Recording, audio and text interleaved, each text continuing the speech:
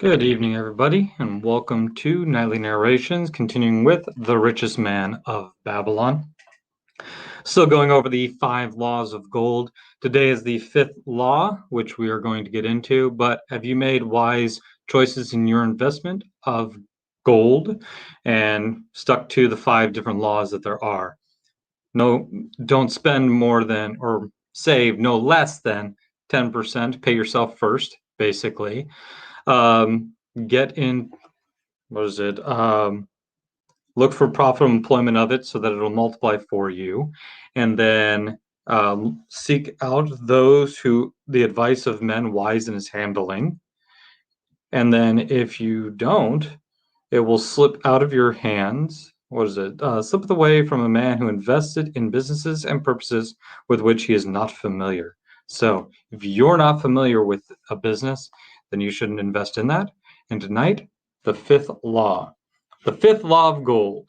Gold flees the man who would force it to impossible earnings, or who followeth the alluring advice of tricksters and schemers, or who trusted to his own inexperience and romantic desires in investment. Faith be forceful propositions that thrill like adventure tales always come to the new owner of gold. These appear to endure his treasure with magic powers that will enable it to make impossible earnings.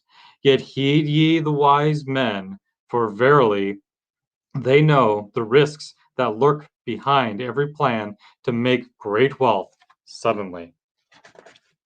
Forget not the rich men of Nineveh, who would take no chance of losing their principal and trying it up in unprofitable investments, or tying it up in unprofitable investments. This ends my tale, the 5 laws of gold. In telling it to thee, I have told the secrets of my own success. Yet they are not secrets, but truths, which every man must first learn and then follow, who wishes to step out of the multitude that, like yon wild dogs, must worry each day for food to eat. Tomorrow we enter Babylon. Look, see the fire that burns eternal above the temple bell. We are already in sight of the golden city. Tomorrow each of thee shall have gold, and gold thou hast so well earned by thy faithful services. 10 years from this night, what can you tell about this gold? If there be men among you who, like Namashir, will use a portion of their gold to start for themselves an estate, and be thenceforth wisely guided by the wisdom of Arcad 10 years from now, 'tis a safe wager, like the son of Arcad, they will be rich and respected among men. Our wise acts accompany us through life to please us and to help us. Just as surely our unwise acts follow us to plague and torment us. Alas, they cannot be forgotten. In the front rank of the torments that do follow us are the memories of the things we should have done, of the opportunities which came to us and we took not. Rich are the treasures of Babylon, so rich no man can count their value in pieces of gold. Each year they grow richer and more valuable. Like the treasures of every land, they are a reward, a rich reward awaiting those men of purpose who determine to secure their just share.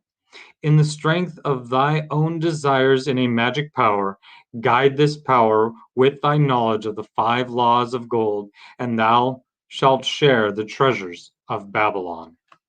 And that concludes the chapter on the 5 laws of gold. So, again, the 5th law: gold will flee thee who try to push it to unreasonable and unfathomable heights.